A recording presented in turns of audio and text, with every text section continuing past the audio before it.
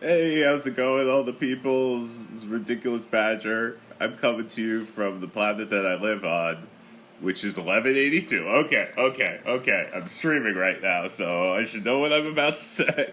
And hey, so a lot of stuff's been going on right now in the game, right? I mean, number one, we've had migration rule changes. That's a big deal, and I'm heavily supportive of those. And I hope to see more regulation on migration. But that's not what this ramble is about. So the big deal right now, of course, in the game is brain plugins. And I'll start off right now. Look, what are we going to do here today? We're going to talk about brain plugins, okay? And we're going to hit monsters. It's 1 minute to 2 minutes to monster reset. Look, I can't just ramble at you. I have to hit monsters. So, whatever.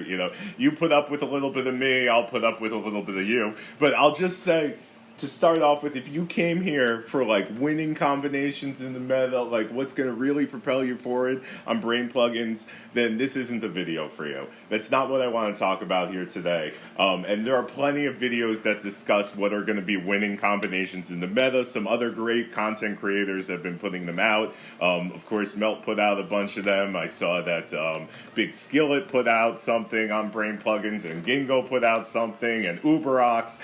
So there's a ton of great content on what builds are going to be good. And the reason why I'm not going to feed a bunch of builds at you here today is that what I want to talk about is how to figure out what to play. So I want to talk about how do you target what is going to be a good brain plugin skill for you, and how to not just how to identify what might be a good brain plugin skill, but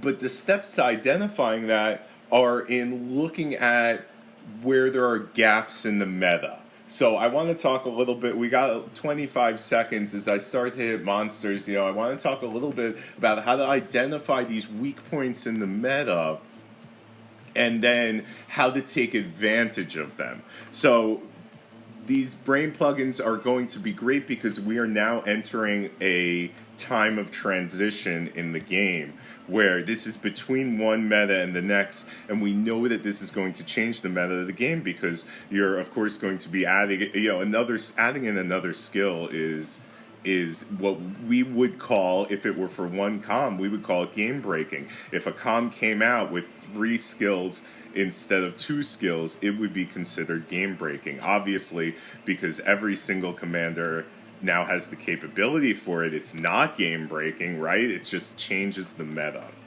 So we're gonna have to talk about how to leverage this. So because of this, we know that the meta is going to change in a humongous way, and because of that, you have a little bit of time, because we could always assume that on the whole, right, people are going to make bad decisions. I'll come out with it and say it. We always expect that people will make bad decisions. Now, eventually, over time, people will communicate, because that's what they do. And basically the people who make bad decisions will adopt the good decisions that other players make. So over time, the situation will normalize. This coming season is going to be one of experimentation. It's season 11. Season 12 is going to be the most brutal GB season I think we will ever see. I think after that, and I'm saying we will ever see, because I think that that's going to be the first season where people are kind of already settled into, figured out what the best builds are, and then are just going to be chucking them at each other. Then I think by the end of that season, people will start to make some counter builds to that. So I think season 12 is going to be just this completely brutal season. So I am super excited to see it.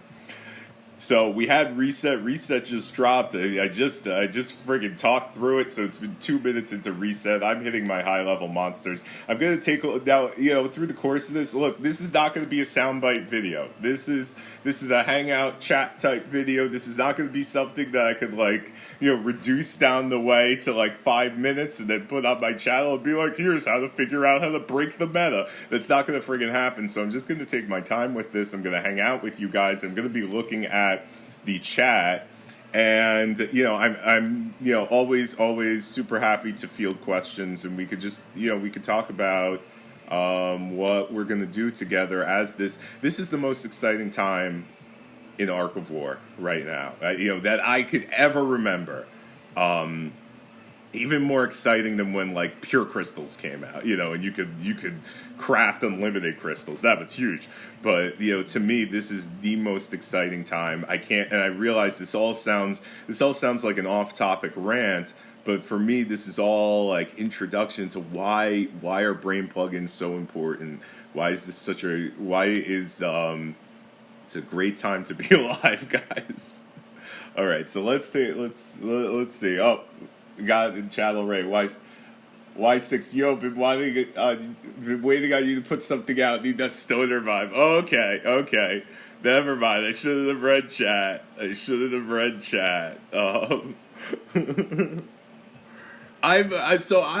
haven't been putting. That's true. I haven't been putting out a lot of stuff, and I haven't put out anything on brain plugins mainly because I've been doing research. And I've been doing that research with other players. Whoa, that's close. I've been doing that research in conjunction with other players. And one of the things that I love about this game is we have such a vibrant community. And so, like, there's such great players out there that, like, you don't have to figure out anything on your own in this game. You could always, make... I really... Guys, I'm super abrasive. Let's get that out of the way. Everybody knows that. And yet, miraculously, I've made friends. So... or coerced people into being my friends. So, but, always the first thing that I do when a new concept comes out is I reach out to, people that I know are great players and, try and, like, crack the code on it. And, to me, that's, like, the coolest part of the game. So even though I haven't been putting out content, I've been super busy. On this. This is, I'm super excited about brain plugins. And also, I was super excited about the last season of Galactic Battle. My guild we made the 4-way tie for 13th place, which they give out is 16th place. We made it through our first 2 rounds of playoffs. It had been a long time since SR1 was in the playoffs, so that was super great for us. A lot of fun, took a lot of focus. So I was focused on that, and of course, I had the distinct pleasure of being a guest on Melt's channel during the final battle of GB Season 10. And, that was just super fun. And, even though, look, I'm super busy, that took like no time. That was great. I just got to go on there and hang out and, like, friggin' crack jokes. I loved it. I would do it again. But anyway, now I'm super rambling. So, but anyway, thank you for the sentiment. This is all tangent, but whatever. My channel is a byproduct of my play. I've always kind of said that. My primary focus has always been on my guild. So, I have been focused internally lately. But anyway, but super, thank you very much, from the bottom of my heart for all the. I get a ton of great support from the community. And, of course, big shout out to the Diplomacy of War, the Ark of War inter-server, Discord server. It's now up to something like 2,900 members, about to hit 3,000 members. It remains the largest concentration of Ark of War players interacting in a single place, even outclassing the game itself, right? Because on servers we don't have that many players, right? We don't have 2,900 people interacting. So, but if you want knowledge, if you want to talk about this brain plugin thing, you follow the link in my description, and definitely go to that. And there are people there who will help you. There are going to be people there who will heckle you, but whatever. You'll just have to deal with that. Toughen up a little bit. I will probably be one of them. Anyway, we're 7 minutes after reset. I haven't said a damn thing about plugins. I'm out of monsters. I need to find a better spot. I need to find a better spot. Maybe I'll just rando port.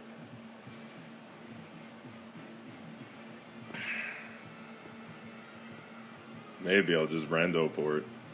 Come on, what the heck? Fours? Fours? No. Maybe I'll go raiding. Yeah, we'll probably go raiding. Oh, this Masada, I can't do that to him, but bro. Maybe I'll go raiding after this. It is kill event.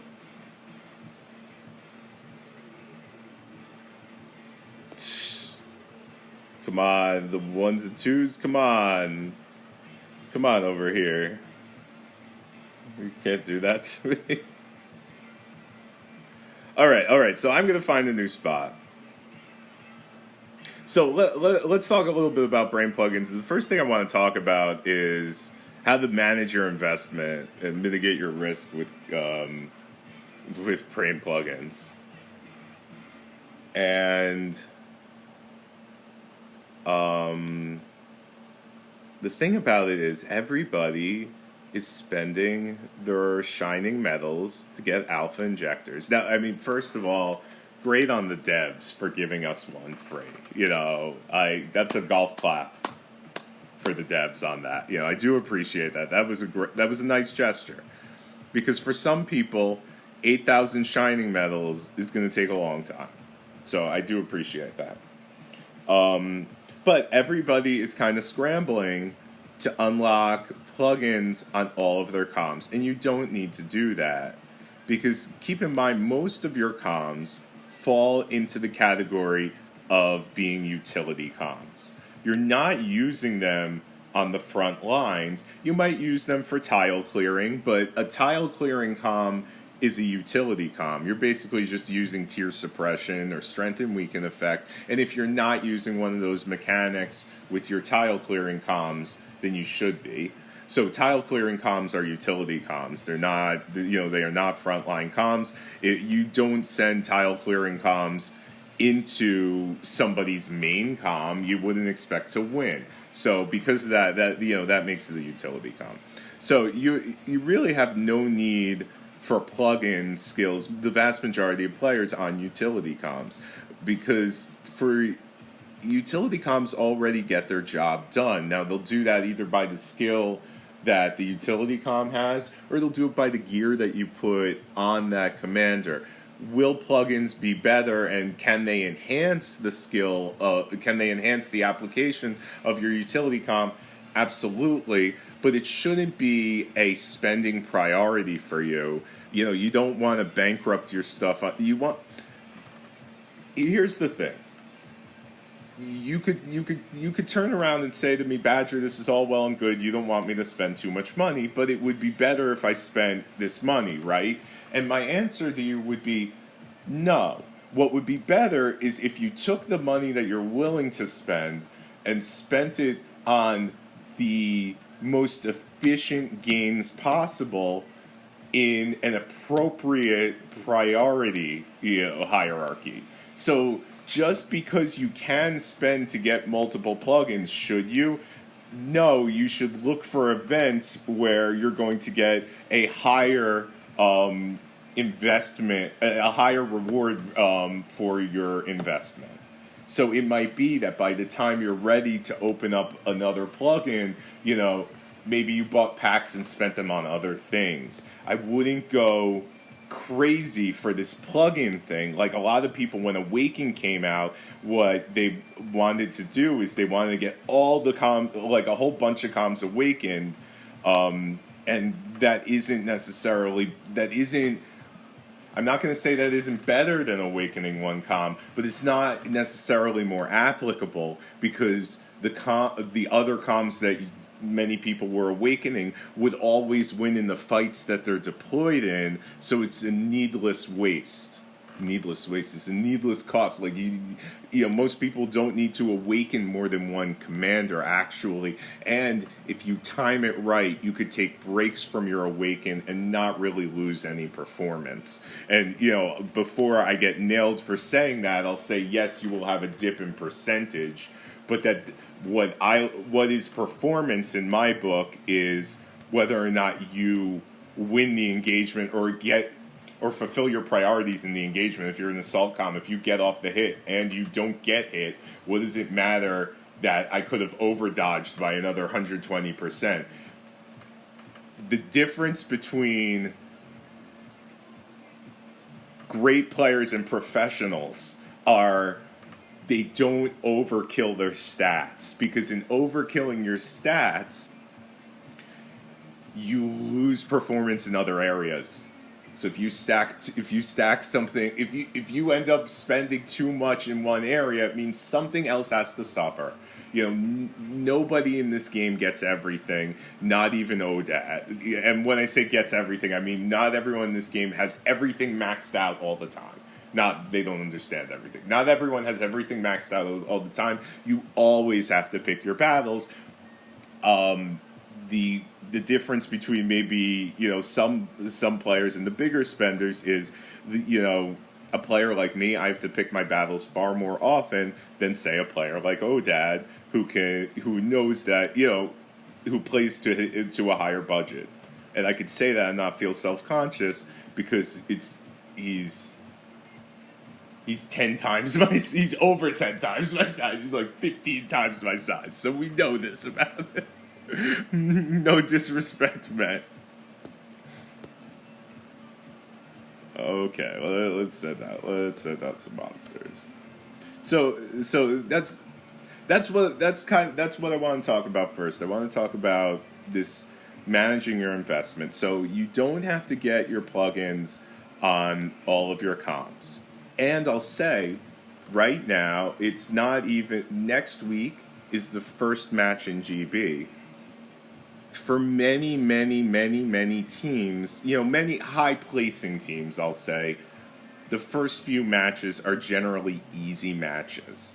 And they're generally not relying on you. So you don't even necessarily need a plugin yet. You could still take time to decide. And the most expensive thing, you might look at me and go, yeah, but Badger, I know I'm going to need one. I might as well get one. And I'll say, yeah, but there's a lot of reasons why it's not necessarily the best option to unlock a plugin yet. And those would all be from an economical standpoint because, number one, a lot of the plugin skills require commander medals. And this is a topic that's been going around the community, the fact that there are a highly limited source of commander medals currently, and you have ways of, if you overperform in gathering commander medals, you penalize yourself by having an SCOM, and if you have that SCOM, then you can't gather more commander medals, and it becomes an issue that is mechanical in nature, and it unfortunately it penalizes better, I won't say better players, but it penalizes players for making it penalizes players arbitrarily. And so this is a topic that's been going around the community, and many people have been complaining to support, and support knows this, the developers know this, and they've already started to design and release events that will give you commander medals rather than giving you like commander releases, so that you could start to bank these commander medals, and so you could start to bank these brain plugins, which is great. And all it took them was a little bit of time, and I think they knew it even when they released the patch. And I have to admit, I asked support about SCOMs because let's say Mysterious Wind, if you want to pick up the brain plugin Mysterious Wind, there has been no mechanical way to pick that up because it costs 5 the X medals, and there's no way to get the X medals right now. So I did ask support about it. They told me that they were going to release more ways to get S comms. I didn't ask about A comms, but I was hoping that they would release a way to get ACOM medals, and they did. We have an event right now where you get Hoodoo medals, and I think that's great, and we will see more of them in the future.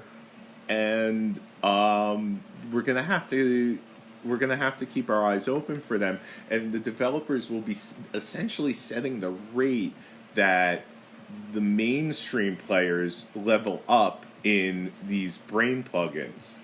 So because they're going to be setting the rate, and I don't know what that rate is yet, I don't know what kinds of skills I can invest in reasonably, because there are some skills that are just as applicable, or near enough as not to matter, just as applicable at level 1 as level 30.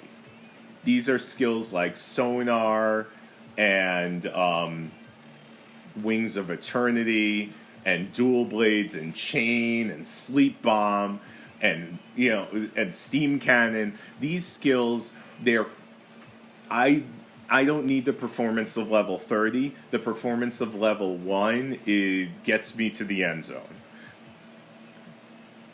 That's one category. The other category are brain plugins that, no, I need them as high as possible because they're damage based, or they have a debuff that is linked to a scale rate. And for those skills, I need to get them as high as possible. Otherwise, they just don't bring home the bacon.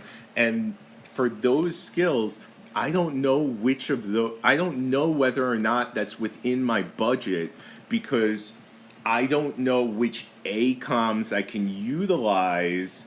I don't know which ACOM skills I can utilize, as Seven Pirates has only begun to drop these events that give me medals, which allow me to get which allow me to grind these and level up these brain plugin skills.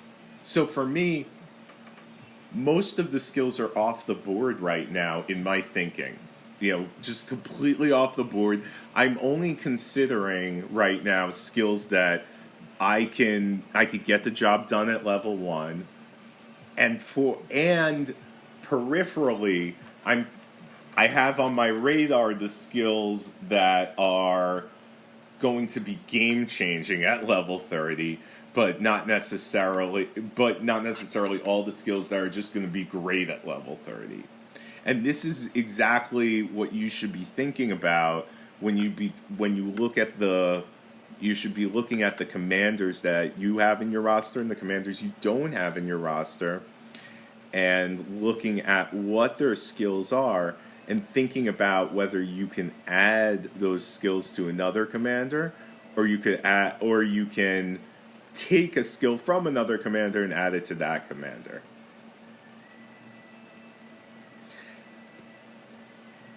As things develop this season in GB, people will be naturally testing out these skills and these combinations and these comms.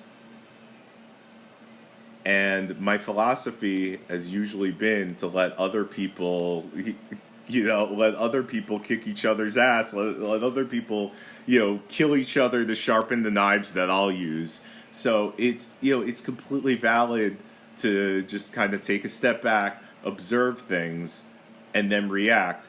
The number one, the most expensive thing that you can do in this game, the most expensive thing that you could do in this game, is to make a decision that you later have to undo.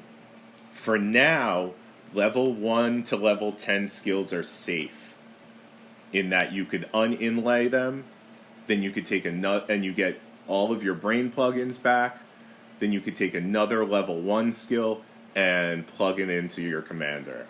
So level 1 through 10 skills are safe, and I wouldn't level up to level... There are a few, actually. Never mind, I'll take that back. There are a few that, level 10 is considerably better than level 1. It might be worth the cost.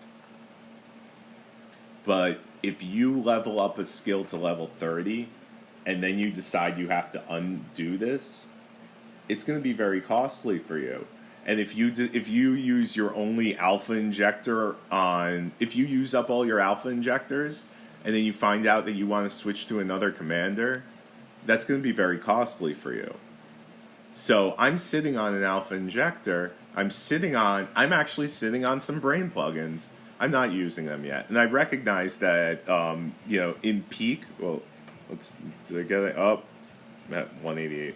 In peak, my performance is going to suffer because everybody is inlaying these, and you know what? That's fine. I am okay with that because I am playing the long game, and I think you should be too. I think that it's very, very tempting to play the short game, but it's not worth it. So unless your disposable income is very high, to sum up this subsection, my advice is to wait, to observe, and if you want, play around with your main commander or maybe two commanders with your with level 1 skills. Let's see. Okay, let's take a look at the chat. That was a long ramble. Okay, let's see what's chat going on. So Zadra from 889, or Zadra 889 from a planet, or I don't know. Maybe he plays Ark of War. Maybe he doesn't play Ark of War. I don't know. Okay, hold on.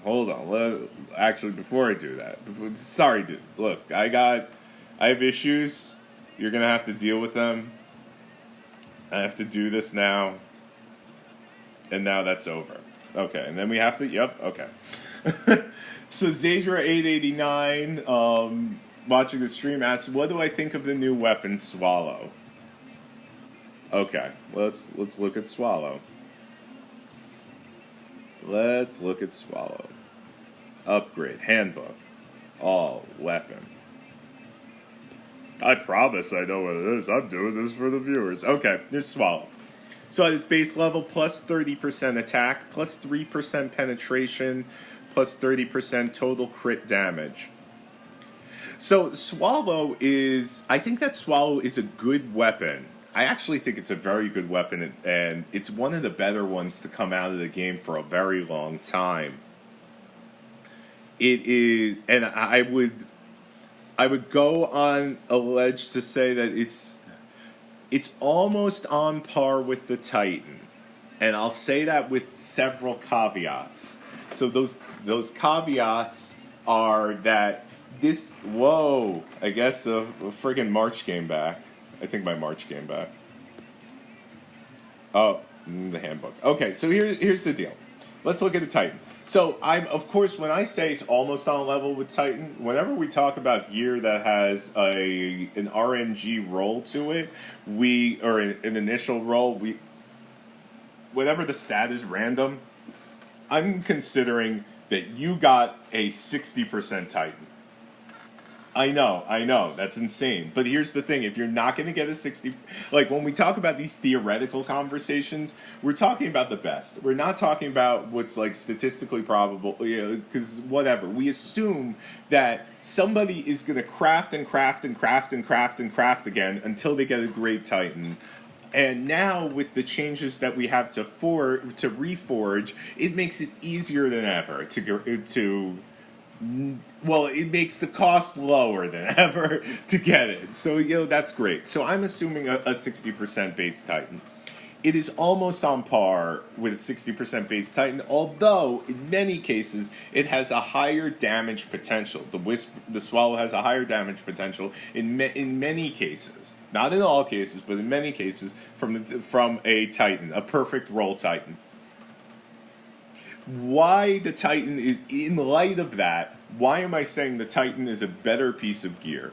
The Titan is a better piece of gear because it is far more applicable. It is so much more flexible of a gear piece. It gives you attack. Almost everything in this game scales at attack-based damage. So it is wonderful for you. The issue is that Swallow splits up some of that damage potential, and it takes it away from its attack. So instead of having 60% attack, it's got 30% attack. but plus 30% total crit damage. So it utilizes a different mechanic. Well, it's a related mechanic. So Titan is just straight goes off of the stat, doesn't necessarily need for a normal attack to happen in order to do great damage. But, of course, there are skills in the game that don't base their damage potential off of attack at all. They base it off of HP or leadership or, or other things, whatever. Let's just put that aside for a second.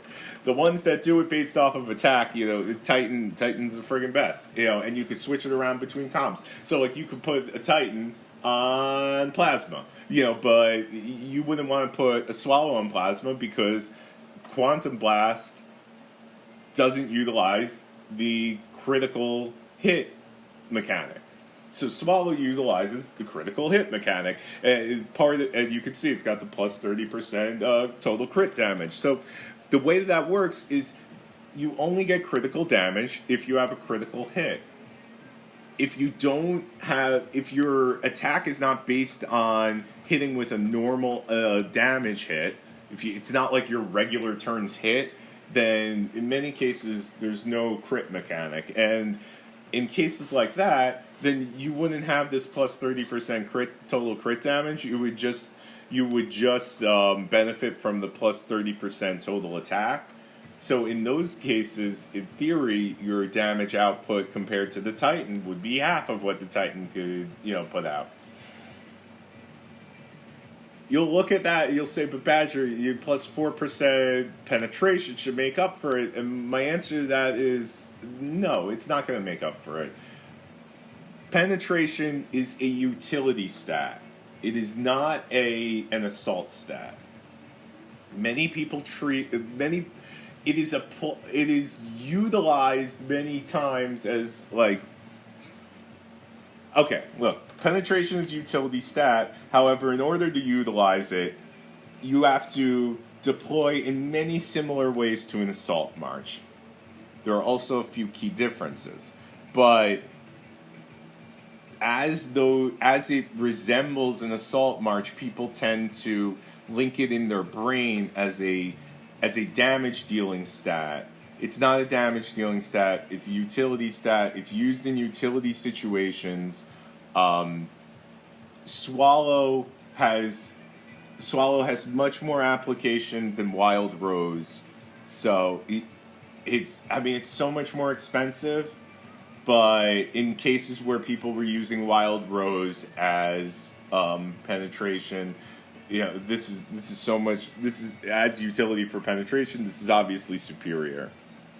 The question is, you know what? It's if you're in that utility situation where you do need penetration. I'm so reticent to say this. I'm so reticent to talk about penetration at all because I feel like it's the number one it's the number one least understood mechanic in this game is penetration. So I am reticent to talk about it at all, but I will say it is superior. The Swallow is superior to the Truth regarding penetration, even though it's only 75% the base stat. And if people want to talk about that, maybe at some point I'll talk about that more, but I don't want to talk about that here. So Swallow, great weapon. The TL didn't listen is the TLDL is great weapon, does not end up replacing the Titan. Use it in circumstances where your commander's skill cannot crit. Use it in situations. Oh my goodness! Use it in situations where your commander's skill can crit. Okay. So thank you, Zager889. Ragnarok says maybe you should just rando port to 880 and enjoy the show. So the big guns from 880, which is NYC's planet, apparently they never got back after GB. They went over to where did they go over to? They went to 967 with FBI. Of course, they fought against DZG in the quarterfinals, and the big guns went over there again, and Hot Wheels, and B-52, who was godlike. And they didn't go back yet. And let's see if we can find... So, Ragnarok went over there right as soon as migration opened. And he's so far killed about 5,000 T-12. He's just been laying waste to NYC and AXR all by himself. And just... He took about... I think he killed about 4,000 T-12. I think he took about 35,000 Shadow Matter. Where is he? And so far, their big guns still haven't come back yet. Oh, they started shielding again. He was just ripping apart the fort, but they started shielding again. Look at them, they're all shielded. Just one arc. This is the thing. Guys, there's no reason to not shield, because any time, any day, someone might just warp right the heck in and start, wailing on you. So just shield. Don't garrison yourself. Don't lose the troops. Shield. Whatever. Yeah, I don't know. I don't know where he is.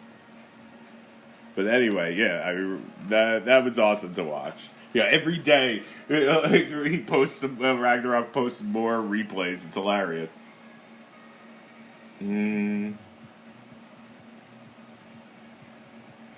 So I Am Mimic says, so glad that I was watching. I forgot about Monster Reset, just snagged by 9. That sucks, dude. I wanted your 9.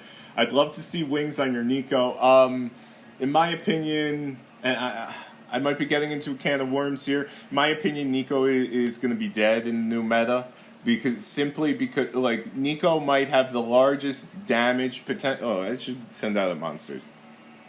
Nico has the largest damage potential, single hit damage potential of any infantry comp. However, I believe that it's now not going to be acceptable to have only two viable skills, because now you can have 3 viable skills. So I think that the meta is shifting towards more utility. So we're going to see that assault comms are they're going to have to require some more utility, and in many cases that utility is going to be about it's going to seem like it's going to be about providing survivability, but it's really not. For assault comms, the new meta is going to be about how to extend the battle to prolong the suffering. So assault comms bring the pain. And if we see with Gilly, where Gilly is able to take the 1 slot bust and turn it into a 2 slot bust with very little increased risk to herself, we're going to see more of that, because it increases your capability to do damage. So it's not about survivability, it's just about being able to get in more hits before getting out there. So based on that, I understand that people are looking at Nico with Wings of Eternity, and the major problem with builds that you add Wings of Eternity to that are damage-dealing builds is that Wings of Eternity has, on subsequent procs, it actually lowers the damage. It has a modifier to damage. So let's take a look at that. But first, let's check shield. Okay. I don't have to do it at all throughout the entire course of this video. I have enough shield. I'm gonna do it. Okay, so let's look at Stella. Stella, Wings of Eternity, chance to trigger before next action. After this action ends, the activator's troop have an additional action. If so, then the damage of the second action, and here it's going to be 87%. It scales at 1.5% per level. At 60, it's going to be 90%. So now with Brain plugins, the maximum level that you could have is 30, which means that the modifier is going to be 45%. And then so let's look at Nico, right? So Nico Sniper he's going to disregard 60% buffs, You'll still disregard 60% buffs if you put Wings of Eternity on Nico. However, if you, let's say you trigger on your first turn Sniper and level 30 Wings of Eternity. And then on your second turn, you proc Sniper again. The Sniper on your first turn will do 55% more damage than the Sniper on the second turn. Let's look at that. It's because Wings of Eternity, if so, then the damage of the second action, and here again it's 87%, at level 30 it would be 45%. So, you'll look at me and you'll say, yeah, but Badger, 2 snipers is better than 1, even if 1 is 55% smaller. And I'll say, yeah, you're right.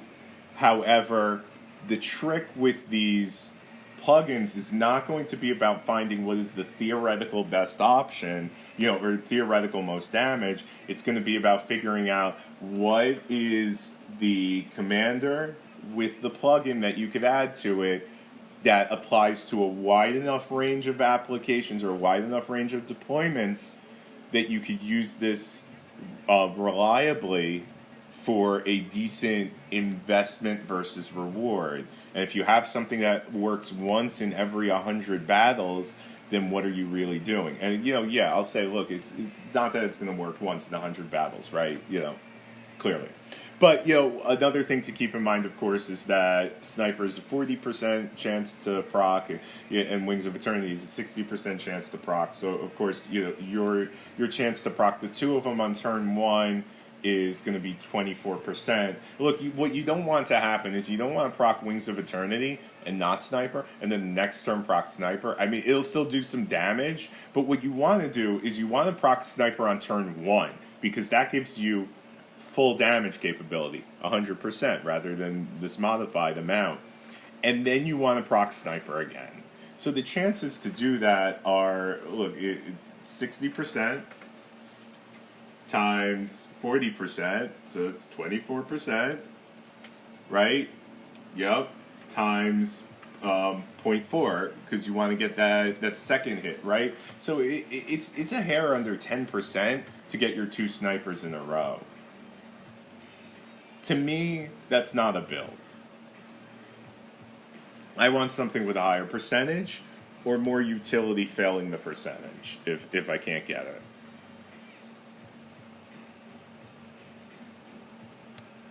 So that's the reason essentially that I think that that Nico is not going to see a lot of use in this new meta. Yeah, but that is a prediction. That's and a lot of this stuff is going to be predictions. Okay. Y6 says I put Wings on Nico first day. It was not a bad decision since I main Nico, but I'm swapping it as soon as possible. Yeah, it's just a chance of, it's just, look, I would look at it from your point of view. I would look at it like you got a little bit more, experience with brain plugins, and I would just take it at that. But I will admit to you, I don't think I will ever use an alpha injector on Nico.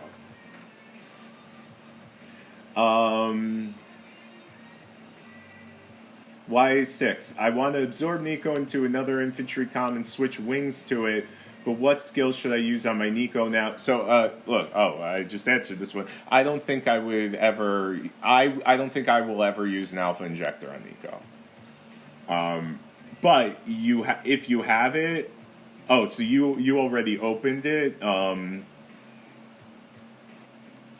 don't know. That depends on what tier you main.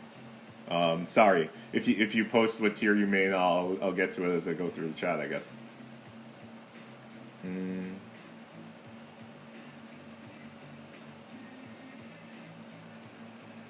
Oh, okay. You said straight infantry T9. I should read this before I open my mouth. Okay. Straight infantry T9. If you already... So this is an interesting topic. This topic is if you...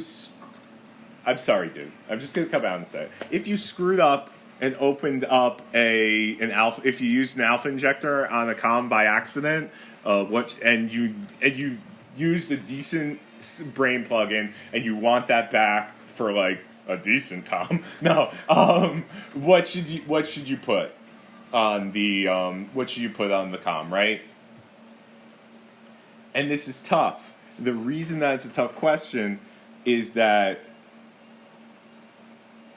you want to use good brain plugins on good comms. And I won't say, look, I mean, you guys are just going to have to forgive me for like all of a sudden going, Nico is a bad comm. Nico is not currently a bad comm. I just don't think he's going to get utilized in the future meta. I still have like a 40,000 leadership Nico. I'm probably going to transfer to leadership. I don't mean he's not a bad cop. He's not like he's not Luna, you know, he's not even Flair, you know, but he's in my book he's no longer a good cop. And so this is a tough question because you want you want to use your good skills on good comms. And I'll go even a step further to say, like, if you're the type of person who will play the game by now inlaying level 1 skills on comms, and then you'll switch it up on the fly, is it even, like, then should you, like, is it even worth the few seconds? Like, is it even worth putting a level 1 skill on a bad comm? Because then if you ever need that skill, you might have to like take the few seconds to un-inlay it and put it on your good comm. And in my book, no, it's not worth it. Oh, like I'd rather have the few seconds of reaction time. I realize I'm taking it to an extreme, but that's because, you know, you never deploy a subpar comm thinking it's going to win. You deploy a subpar comm in order to misdirect, or just in order to utilize a utility skill or mechanic. Nico has a utility skill, right? Sniper is technically a utility skill in the current, or, you know, in the meta that's changing now. I mean, well, it's still like we still treat it like an assault skill, but that's only based on the imbalance in defensive gear in the game. Although that has been shifting back towards balance for the last 8 to 10 months. So it is becoming more of a utility skill again, as it was originally intended. So I'll tell you what, I mean, even though Nico technically has a utility skill, he's not, I really don't even see him to be a utility comm in the future. And, you know, I could be absolutely wrong. I could be missing something. But my answer on, like, what should I use on basically a comm that I shouldn't have opened Alpha Injector on is, like, look, basically whatever you have available, but ideally you would be using that stuff on other comms. So, like, I don't even think it's bad to not use anything on him. And look, I've made more expensive mistakes in my career. Okay, that got me through one sentence. Y6 says I've Stella with sleep on. That's a great that's a great skill for Stella. One thing to the Warath Black Tiger says, one thing to the folks: if you do use medals and you level your comm up, you don't lose the class you level to. I know some asking about that. It's only the medals that you use. Okay, so that's good. So, like, I guess, can you be like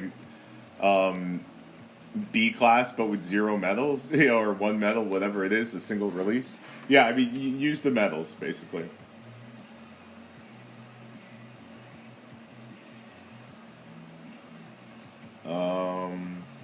How about Elf? So Fire Medic asks, how about Elf with Feral Strength T9?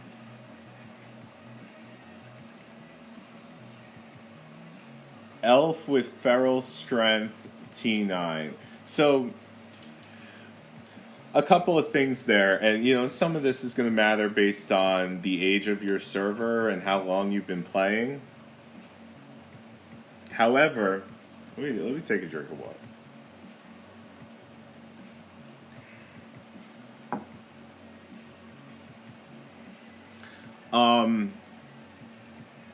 Okay, so some of this is going to be based on how long you've been playing, and the age of your server. However, if you're not, I'm going to make a sweeping generalization.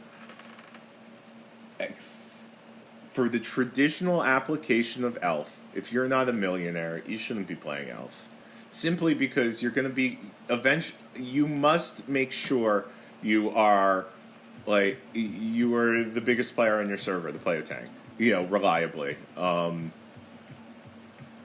There's a caveat to that with Elf, in that Elf does have the capability to do an indirect bust. So that's not what I'm here to talk about today. So you'll forgive me for that. But Elf does have the capability to do an indirect assault type of gameplay. You have to know what you're doing, and you have to be very, very careful for deterrent comms like Dragon Slayer. That aside, she no longer has that. I mean, she still has that capability, but you're not dialing into it if you inlay Feral Strength on her. Feral Strength is a tanking skill. It's meant for you to basically prolong you want the battle to go on for a number of rounds until you could proc Feral Strength enough times. Let's look at Feral Strength. I should read it so people know what it is. I must be doing great over here. So Feral Strength, all enemy units attack and defense decrease by 1.5% per level until the end of battle. So you want to proc this enough times that their attack goes down to nothing, that their defense goes below their base 100%, and you go into their troop defense. And ideally you want to reduce it to 1, and then you can kill entire stacks with a single hit. The issue is that Curse is not a normal attack, so that that's direct damage. So you're going to be losing. You're going to basically be losing, normally when you play an Elf, your damage comes from Curse. You're not going to be increasing the capability of Curse here. But someone could correct me if I'm wrong. But you'll still reduce their attack. The issue is, though, when this is at level 30, you're doing it by 45%. People have so much attack. Titans are huge now. People have some people have over 1,000% attack. Do you really want to be proccing this 22 times? It's only going to proc twice in a turn, twice in a round. So to do this 22 times, it's 11 rounds. Yeah, it's not. This is not good for Elf, in my opinion. Yeah. Also, that all of those issues, let's put those aside for a second to talk about the gigantic cost involved. You need that to be level 30. That is not a skill that could be level 1. Because at level 1, it's 1.5%. You're not gonna proc that 1,000 times, 100 times. Why would you do that? That's insane. It's insane. You'd have to proc it 70, 80 times to take off the. You need to proc it 160 times to get off the effect of one Titan. It's just that's not mathematically. It's not it's insane. But let's talk about cost. I just have to find it.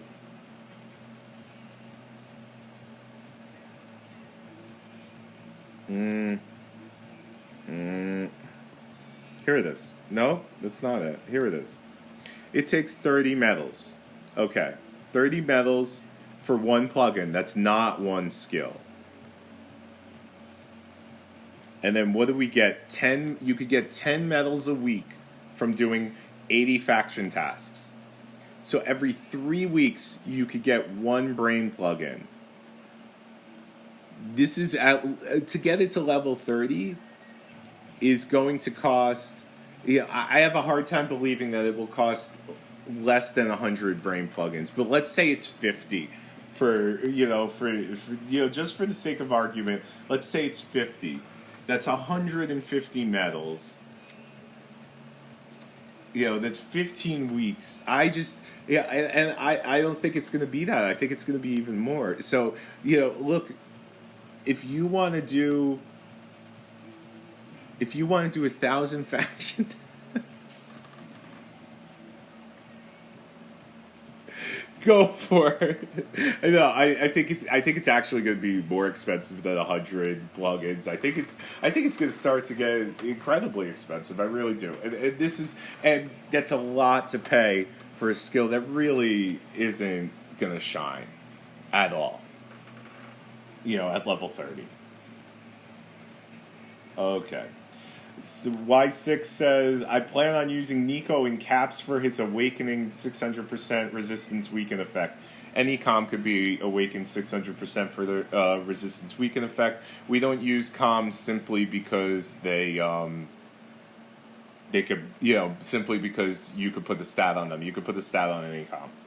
I realize I'm saying that, you're probably going to dismiss it out of hand. Like, if somebody is... If your guild is in the case where you need to use, look, let me back up. You shouldn't be brute forcing strength and weaken effect. You should be relying on other options. Because if you brute force strength and weaken effect, that's playing on this speaks to like, how do you fight against an opponent? You don't brute force an opponent on the thing that they prepared to fight you on. You fight an opponent on the battlefield that you choose, with the stats you choose. If someone sends strength and weaken effect on you, if your only way to get around that is by awakening a commander to 600% and sending, a subpar commander at it, it's actually cheaper to just have another option or to rely on some of your teammates that main different types.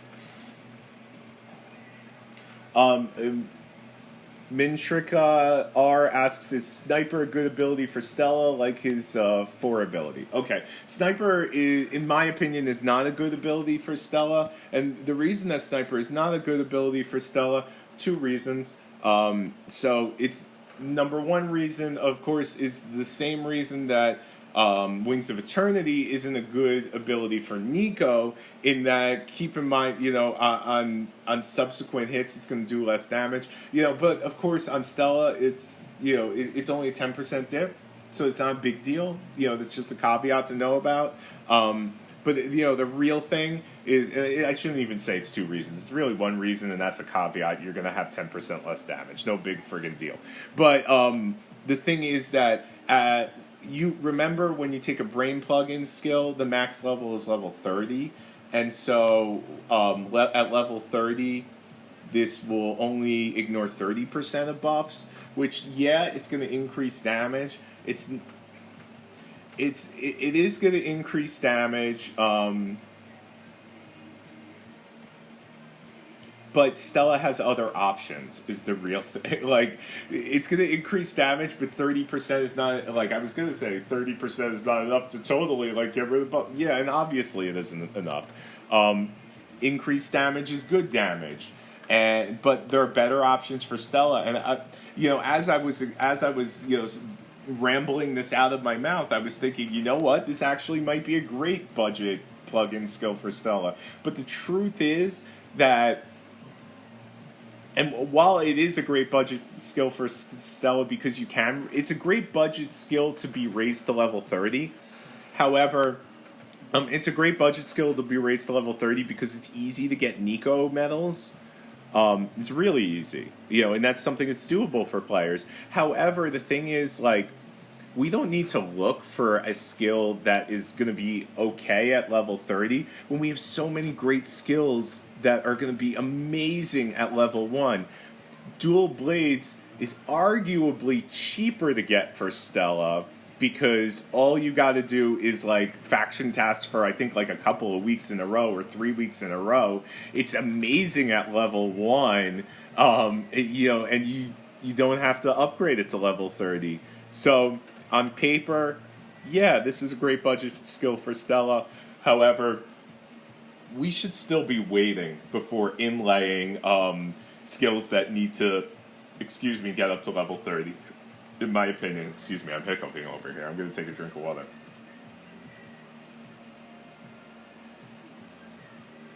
Y6 asks, what about the players playing one slot bust elf with wings? It's not me, but I've seen it. Yeah, I mean, you could play a T11. Yeah, I mean, okay, you can play T11 or T10 with that. And thing is, curse procs do stack. So yeah, if you proc curse multiple times, it's not a huge percentage chance, but it's not a low percentage chance. What people are doing right there is basically they are experimenting, and that's completely fine. Is it going to be a winning combination? I don't think so. If you're going to be using Wings of Eternity on multiple comms, you're going to be trying that out. I fully believe that. So I'll say that it is, and you know what, I the poor choice in my opinion would be not as a whale opening a plug-in slot on Elf. However, if you feel like some aspects of this game are merely about the joy that you get out of it. So if that's something you want to test, and that's something that gives you joy, I don't think that's a bad decision. If I were ranking my decisions, and I'm sorry to Y6 over there, I would say that that's not. I would say that that's a better decision than opening a slot on Nico, even though in theory Nico might have more application for more players. What should I use? Patrick Powers asked, what should I use if Stella is my main commander? There are so many options for you. And I can't sit here and tell you the one that is going to be best for you because we simply don't know yet. The great thing about Stella is that she's got that high multi-event probability proc rate on skills because she has Wings of Eternity, which allows her a 60% chance to have another chance to proc all of her skills again, including Wings of Eternity. And parenthetically, of course, we've got Elixir with Twin. We've got the X with Mysterious Wind. Those are skills to look out for. But you can't stack them up. A comm needs to take one of these. And the thing is, you can't inlay a skill on multiple comms. So, even though you might say to me, Badger, Mysterious Wind doesn't hold a candle to Wings of Eternity for its capability to allow additional skill triggers, and I'll say, yes, that's true. But you can't have Wings of Eternity on two comms, so you might have to make a compromise somewhere. So what should you put on Stella? And the answer is basically any skill that at level 1 changes your deployment or changes the nature of the battle. Any skill that at level 1 is just as applicable as level 60 because she's going to get that great proc rate, and so you almost can't go wrong. So I've seen a lot of great vids and people talking about like dual blades, sleep bomb, chain, dual blades, sonar. You can do sonar. Even steam cannon T11. In theory, although I don't think it's going to be as good as some other as Full Metal with sonar. But you got options, and and keep an eye out for them. Preemptive. What the frig is wrong with me? Obviously, preemptive. So I mean, you'll see. You're gonna have to, and the reason that I know some of these are objectively or subjectively better than the others, and I'm not going to tell you which ones I might think because it's going to be so cheap for you to get one of each of these. Use your Alpha Injector on Stella. Plug one in. If you don't like it, change it up. It just don't level them up. It's going to be so cheap for you. So I don't want to tell you what I want to do because I want you to experiment with this. It's so much more important that you figure out your play style than I tell you mine.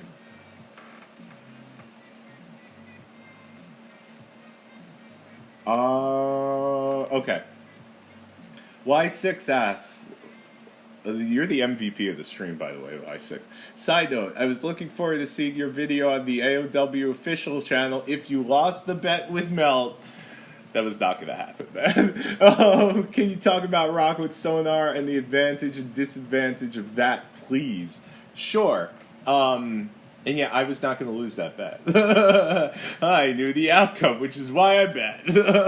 I probably will at one point put out a video on the Arc of War official channel. I've had so many things to focus on right now.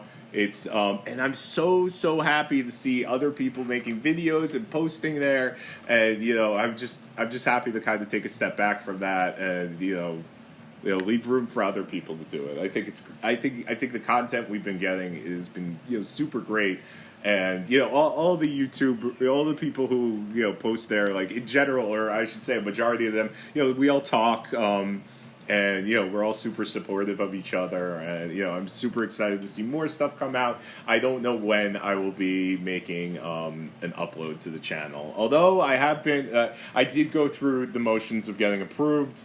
I have spoken to them about it. I have told them I'm not ready yet, but I might be in the future.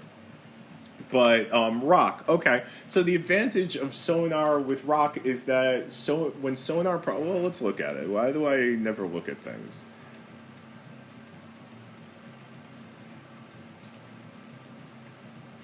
Where is she? And I will say that parenthetically, I do think Medusa is also gone from the upcoming meta. Here we go. Merely because you could take Sonar and put it on any comm now. So, yes, she's got a Full Metal Jacket, and that's also a short hit skill, but that's a 20% short hit skill. The fact that you could take Sonar, which is a 40%, give every single... Well, let's talk about it. Okay. So, 44% is... Look, I'm in skill trigger hole.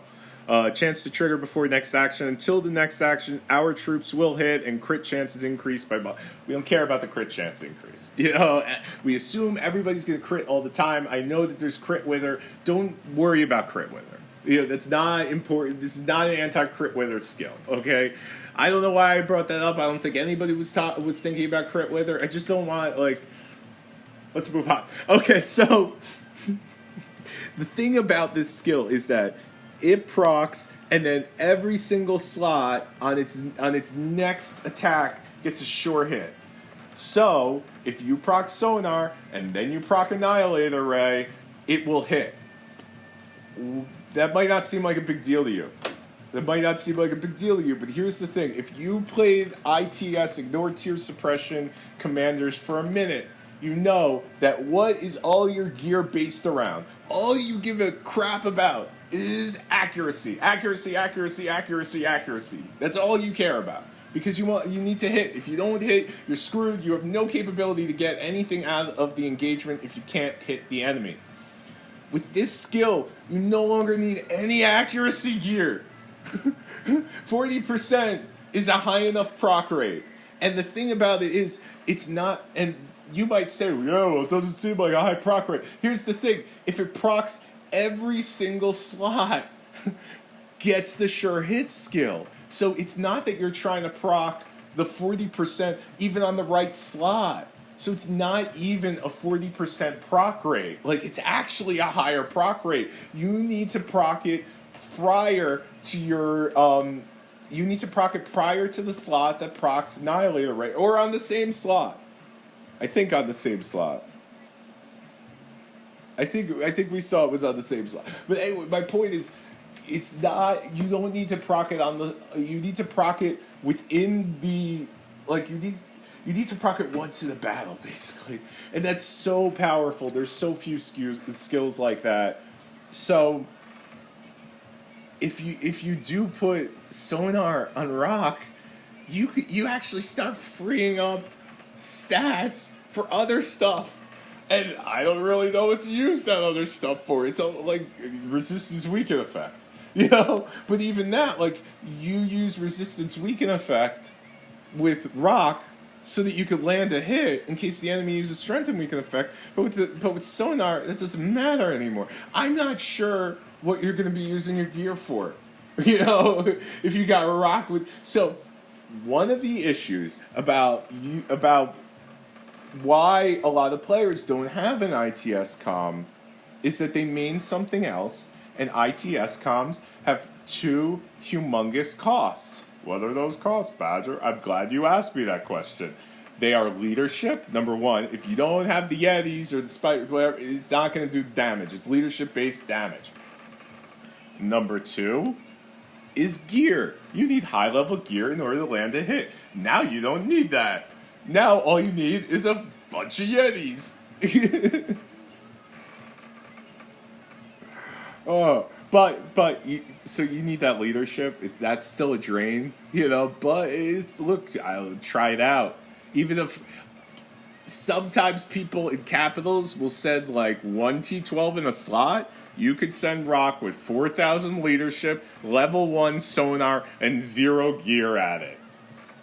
You could theoretically win. To me, that's friggin' amazing.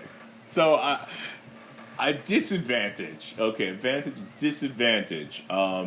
It uses sonar. So that might seem like an advantage, right? But remember, you could only put it on one comm. So again, this reinforces the play style of playing multiple level 1 plugins, even on multiple commanders, and then switching them up on the fly.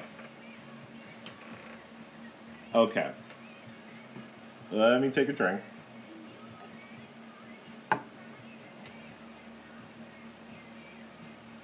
So, Warath Black Tiger says, now if you have to play with the plug, use Grievous Heal skill. It can be used by all troops, and that's an 80%. It gives you safe choice to see what it's about and still live through it. Okay, so look, I'll agree with you that, it's great to find skills that can impact all troops. Issue there is, of course, like, if you don't have Grievous if you have Grievous at S class, I don't think it's worth absorbing him and re-releasing him for this. I don't really think energy absorption is going to be a skill that people use a lot. My issue with it is the same as it has been historically, where you have to hit in order to get any benefit out of it. Does that mean that we're going to see giant Grievous tanks with sonar? I don't think so. Because I just think there are better tanks out there. I think the best tanks these days tank not by recovering losses, but by mitigating damage. But I could be completely wrong. But I'll say a giant Grievous with sonar isn't the dumbest weird screw around build ever. I think I'm gonna end up hating that I said that. Best skills for Lady and Beast. The best skill for Lady and Beast is by taking her medals and turning them into destructive power plugins. I think Rogers with a level 30 destructive power is going to be annoying AF. I think Dragon Slayer with destructive power with level 30 is going to be annoying AF. Unfortunately, it is going to be expensive AF, but we do see some destructive power medals today in I think you got to release a bunch of commanders. So that'll be a nice thing. What should you use on Lady and Beast? Let's take a look. Where the heck is she? I mean, she's an anti-dodge comm. See, the issue is you can't really do anything that's going to up your normal attack because you're expecting to dodge and do your damage through dodge. And I'll say parenthetically, there aren't a great many options currently for air. I don't know. Look, in many of the high-level player chats I've seen, infantry players are ecstatic about this update. Walkers straddle the line. Air players are not happy. This update heavily favors infantry. heavily favors infantry. And I'll go so far as to say it favors infantry more, and I realize I might have to eat my words. It favors infantry, this patch favors infantry more than than the way that all the previous patches favored air combined, in my opinion. And why is that, Badger? Because there's so many skills for infantry that at level 1 are applicable. And you might say, yeah, but with walkers there's great skills too, and there are great skills. The issue is, now look, infantry has a lot of skills, and the strength in that is that they could deploy it on many commanders. So remember, you could only deploy a plugin, a particular plugin on one commander at a time. So, yeah, Wings of Eternity might be the best, but you can deploy, and you can't deploy Wings of Eternity on 2 comms, but you can deploy Wings of Eternity on 1 and Mysterious Warrior on another. And both walkers and air don't have that kind of flexibility. So, but what to use on Lady and Beast? I would say Shockwave, and when I say Shockwave, I don't mean Shockwave. I mean Shockwave. I mean Jigen's Shockwave. Here he is. So 44% chance to trigger before the next action. The target of the attack this turn and another random slot of enemies are the last to take an action. Defense falls by blah, blah, blah. Don't worry about the defense falling. It's a little bit like Andromeda, although not, because it doesn't skip. But right now, I'm hard pressed to find a lot of skills for air that are great at level 1. This is not as great as infantry skills, as great infantry skills are great at level 1, but it's it's a very good one. But honestly, I wouldn't use the auto injector on Lady and Beast. And if Lady and Beast is your main, I would say you're maining a utility comm. You should be maining a utility arc instead of maining a utility comm.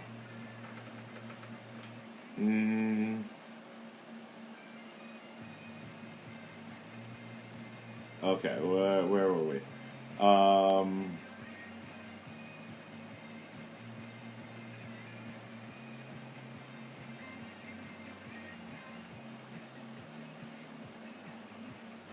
King Kane Zero wants Fat Chicks and Cake plugin. Plug in the cake. I do too. I don't know what to tell you. I wish I could provide that for you. Y6. My teammate put sonar on the main Hancock with T12. Okay. If he did that for on-server, look, that's a thing you could do. And it's not a bad option. And you could always move it, so whatever. And another put previous heal on Hancock with T9. What's previous heal? I don't know previous heal. Sonar is not a bad option for any good Walker commander because you could just change it. So don't worry about that. I'm not going to say stick with it. I'm not going to say take it off. But I'm saying, there's no fallout to that decision. Just don't level it up. Oh, Grievous heal. I don't know. I feel like I said my piece on Grievous's heal. Have fun with it. You already did it. Just, he's going to find that he needs accuracy in order to support it. I mean, look. The thing with Hancock is once Hancock's feral instinct gives out on a slot, then in general it's downhill. I don't know how much extra survivability you're going to get out of energy absorption, but try it out. Have fun with it.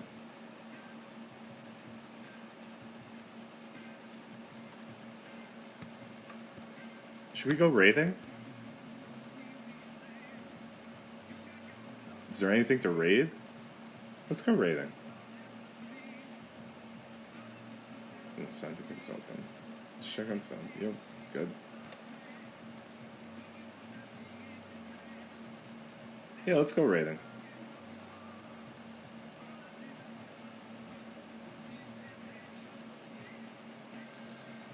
Why not? Y6. What about Pictor with wings? Issue with Pictor is he's. I think Pictor is going to fall out of the meta now because he's not. Look, the prevailing driver in the meta is going to be line up 3 great skills. Pictor has 1 great skill. If you get a great plugin skill, you'll be lining up 2 great skills. Try to line up 3 great skills. King Kane says Steam Cannon will be one of top 5 for walkers. I absolutely 100% agree with you. 100% agree with you. All right, let's get some raid on, right? Make sure I got my tear suppression. Tear suppression is super important for hitting tiles. If you're not using tear suppression, you should be.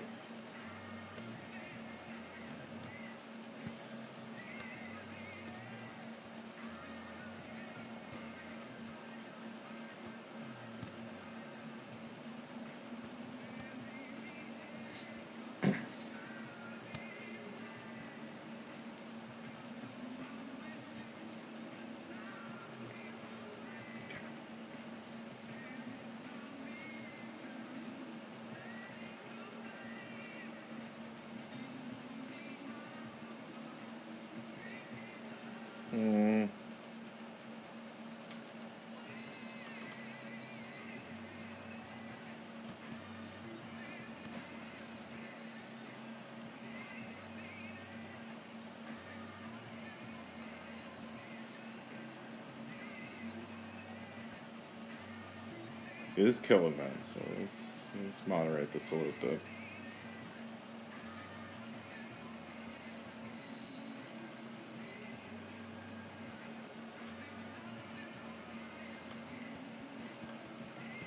Let's tell the peeps.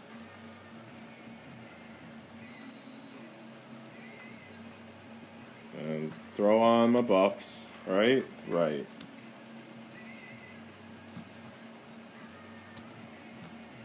What do we got? Warath Black Tiger asks, okay, so I have Blade, that must be Blader. I have Blader, so what would be a skill to try on him that would complement or enhance? I wouldn't use an Alpha Injector on Blader. Yeah, Blader's proc rate, okay, so Blader has a decent skill, right? Here, let me turn this down a little bit so I can hear myself think. Okay. So Blader has this 20% hit skill, which is what is it? Sneak attack, jump attack. What the frig is it called? Pounce. Is it called pounce? Where is he with the hair? Right, he's got the hair. I don't have him. Oh, here we go. Pounce. Okay. So this is only 20%, ITS skill, and ITS skills are down in the meta. 20% isn't high enough. And then Call of the Hunt is a ramp-up skill. It's not really something that you could deploy. We can't use ramp-up skills because the danger is too high. So I would not use an Alpha Injector on Blader. Huberian. Huberian, I would think about. Look, I mean, you're gonna have to figure out. Look, for Huberian, the positive of Huberian, right, is that. Oh, let's turn on. Let's turn on force field. The positive of Huberian is counter move. Counter move allows him to mitigate all damage and then, obviously return damage. So the thing with Huberian is you need that to proc. It's only 40%. So, you might want to consider one of the skills that allow you a multi-event skill trigger. You can figure it out. We've been talking about this shiz.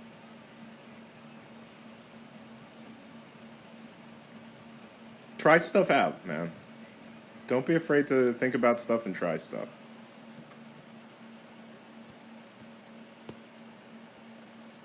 Don't be afraid. I realize, I say that, but I also say, don't open a skill on this commander. But what's the worst that happens? You're set a couple of months behind or a few months behind, and then you open one on another commander. No big deal.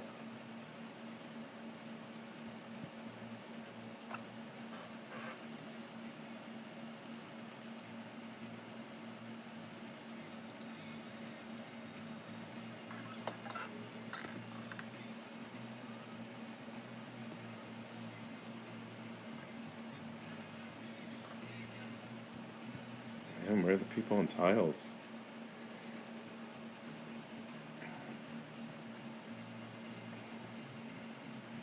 I have to go to the other side of the map. We split the map with our allies, but kill event, all tiles are open. But I find we tend to leave each other's tiles alone.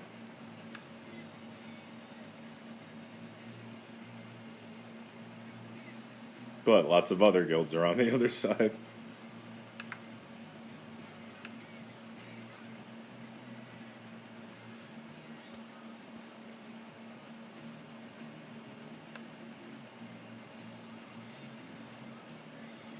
Okay.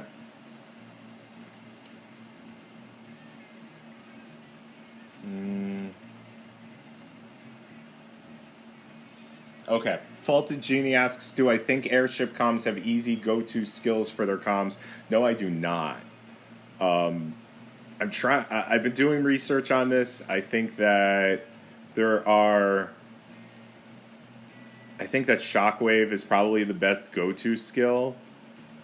Everything else seems to require leveling, and I'm reticent to advise anyone to do any kind of skill leveling at this point because the mechanic is still in flux. And we still don't know how plugins and skills and everything are going to interact exactly. So I think we got to wait. I would counsel patience.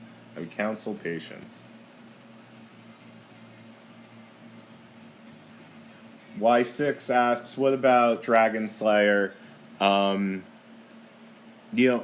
comms are all kind of in the same boat. I would counsel patience on air comms. There are a couple, I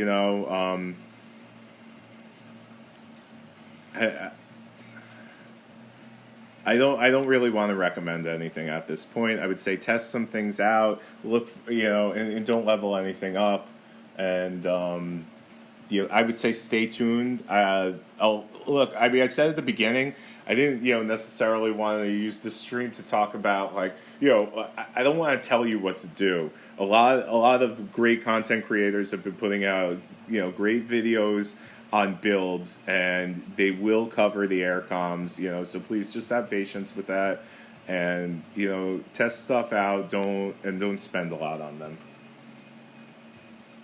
What about Elixir? So Elixir, I think we'll see more application through taking Twin and giving Twin to other comms, and Twin doesn't really have this quite the same issue, say, as like Mysterious Wind, in that Mysterious Wind scales at 1% per level, right? Okay, let me back up. So here's the thing: we got 3 of these repeaty skills, right? We've got Mysterious Wind, we have Wings of Eternity, and we have Twin. And I listed those in ascending order of damage dealing capability. So Mysterious Wind is a 40% chance to proc, and your next turn, your normal attack will scale at will scale at 1% per level. So level 30, right? 30% damage. Twin Wings of Eternity, 60% chance to proc, 1.5% per level. Next level, 45% damage. Twin is a 100% chance to trigger, and it scales, I believe, at 2% per level. 2% per level. So at level 30, that's 60%. 60%, not nearly as bad as 30%, better than 45%.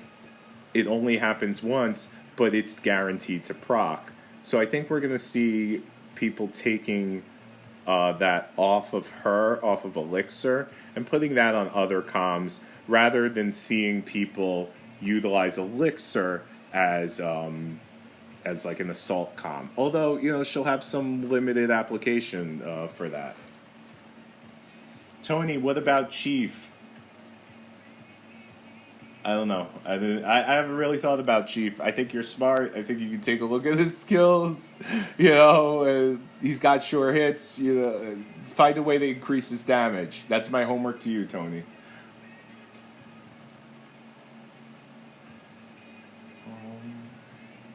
Hey, Aaron says devs are dumb as fuck. Game changing update. They didn't think about S class commander skills. I think they did think about it. I just think they didn't communicate to us. And that's really been a pattern with the devs. It's like they don't care to reassure us on stuff that they're working on because they know that they're working on it.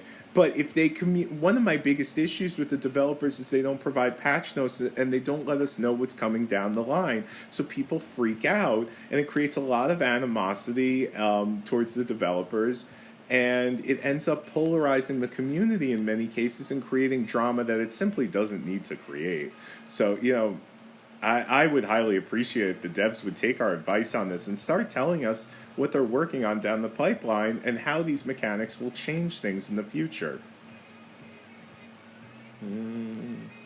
Like, I don't think it was some random, derp that, said, hey, by the way, I can't get medals. And they were like, oh, shoot, we didn't think of that. I think they knew about it. I just think that they didn't care to tell us that they knew about it, that they had fixes that they were implementing down the pipeline. And I think that's too bad. I really do. 17th says, I'm switching to Walker since my Rogers is going to get beat up by Steam Cannon. If you have the capability to switch to Walker that quickly, then you shouldn't have a Rogers anyway. Because to me, that means you're not a T12 max lead, max research player. But all ribbing aside, my advice would be don't make any switches right now to a meta that hasn't been fully realized. That's expensive as hell.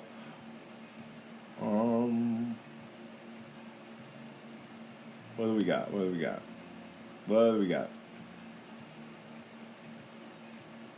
Y6 asks, can we make Kid or any other BS comm viable now just for shits and giggles? Yeah, and that's your homework. That's my homework to you is, make a viable Kid build.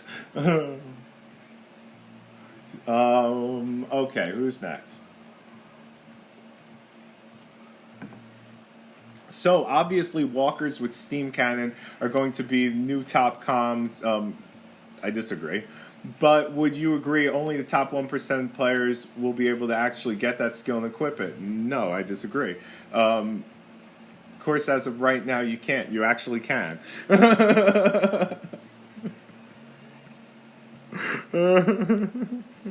I completely disagree with you, and I'll show you why.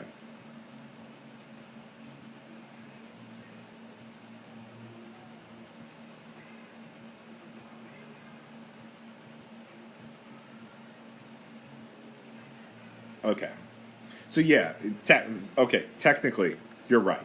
Technically, you're right in that no one could get it because right now it's an S-class skill, right? Oh, and I thought I was even sitting on Full Metal token, but I'm not. But at any rate, yeah, I mean, we know that people... Look, it's not going to be something only 1% of players are going to get.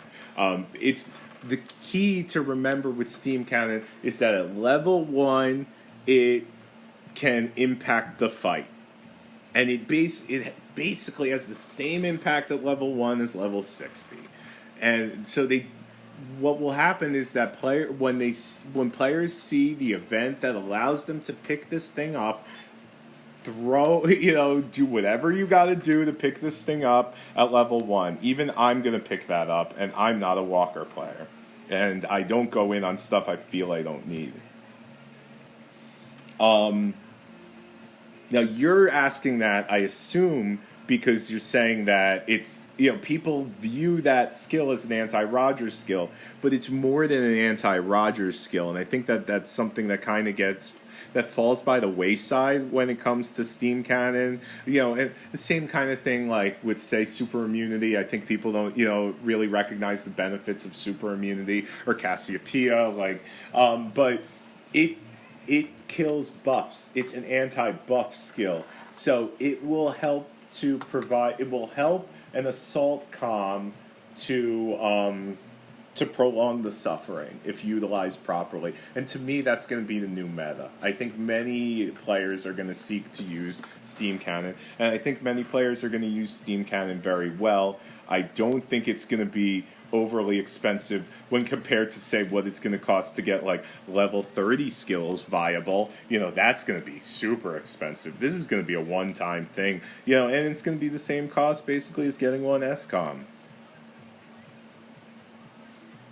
I forgot to delete my... Oh my goodness, so many reports. I forgot to delete my reports to get my bounties in the guild. So let's do this. Let's go through my email right now. That's what we're gonna do right now. How quickly can I go through my email?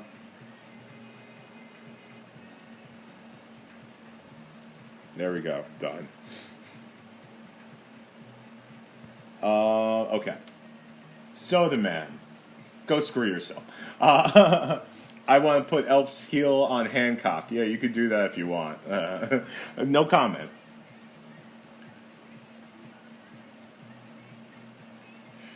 Aaron says, Badger, that's true. Or do they just want to make the events expensive so the bigger players have to spend more and they can make more? After all, they're called pirates.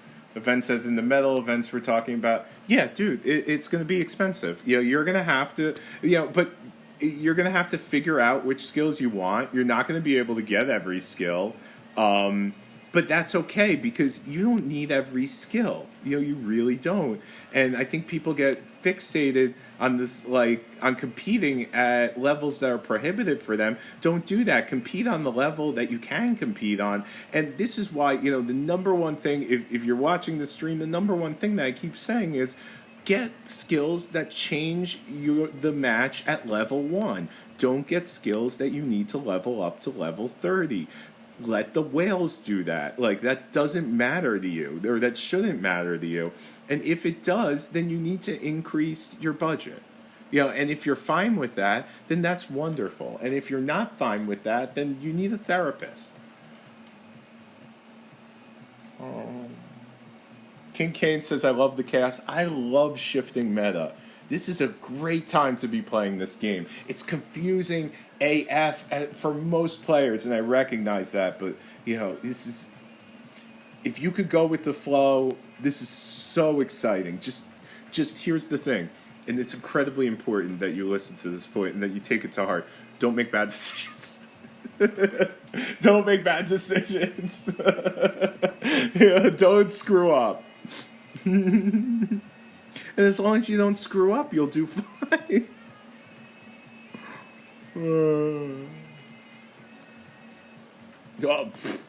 Are they enriched on our side? Give me a break. It's 4-minute march times. It's getting ridiculous.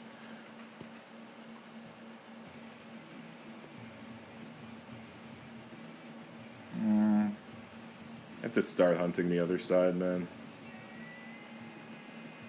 I don't know. Even though we're allowed to hit allied tiles on the weekend, I feel like I don't want to do that. They've been really cooperative. It's these guys. It's Venomous. They're great guys, and we're super happy to have them as allies. They're great. I don't feel like going to their side and smacking their tiles just because I've never felt this way about another guild before. Well, maybe I will go to their side and hit some of the other tiles. I don't know. I think we might call it. King Kane, you do not want me for a therapist. I gotta figure myself out first, bro. I got too much going on over here. I got way too much on my plate, man. You're putting a lot on me over there.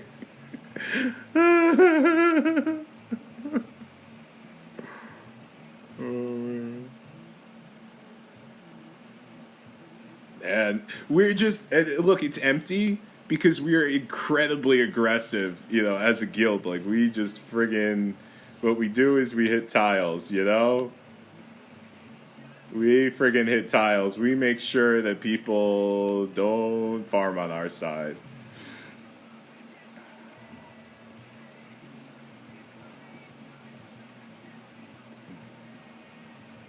I think that's it. I'm looking for TNB tiles because a few people from TNB came to our server. I don't know if it's a resource dealer or they're scouting us out or whatever, but they do not get to farm on our server. We do not want no invasions, please. I don't think they knew what they were getting into. We've already gotten a ton of complaints from them.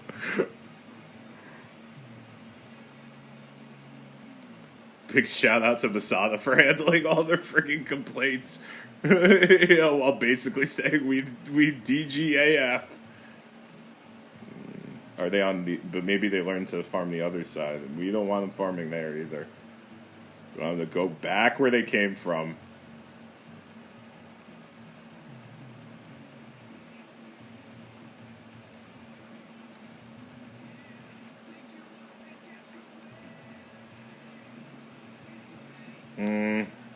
I think we might call it here. Yeah, I think we're gonna call it here, guys. So I want to thank you for joining me here today. We talked about a lot of stuff. I basically rambled for almost 2 hours. We talked about primarily the investment. With we talked about the investment involved in plugin skills, and we talked about how to find skills that you should use, which skills aren't, what category of skills aren't good candidates, what commanders are good candidates for plugin skills, what commanders aren't good candidates, and just being okay in this time of uncertainty in the real world, on Earth and on Techman. We're in a time of uncertainty. Just go with the flow. You're gonna be fine, both on Earth and on Techman. And just try and have fun with it, and above all, don't fuck up.